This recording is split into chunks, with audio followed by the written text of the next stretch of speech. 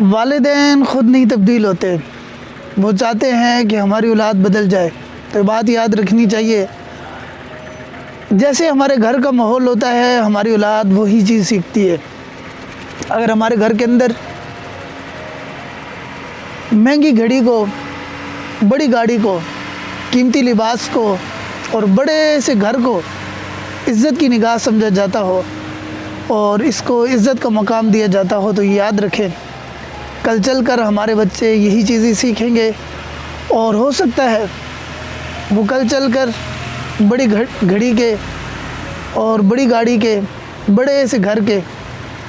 مہنگے قیمتی لباس کے وہ مالک ہو جائے،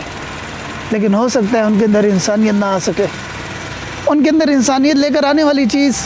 اللہ تعالیٰ کی ذات کی اطاعت، جناب نبی کریم صلی اللہ علیہ وسلم کی اطاعت، آپ علیہ السلام کی فرما برداری، حضور علیہ السلام کی زندگی کو اپنی زندگی کے اندر لے کر آنے کی کوشش کرنا،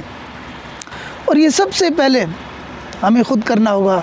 تاکہ ہمارے بچے یہ چیز سیکھنے کے اندر، مشقت کے اندر، پریشانی کے اندر یا بہت زیادہ محنت کی طرف نہ جائیں،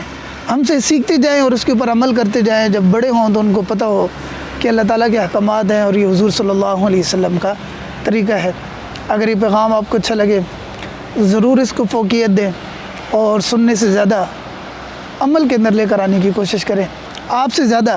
اللہ تعالیٰ کی ذات مجھے خود ان باتوں کے اوپر عمل کرنے کی توفیق عطا فرمائے۔ السلام علیکم۔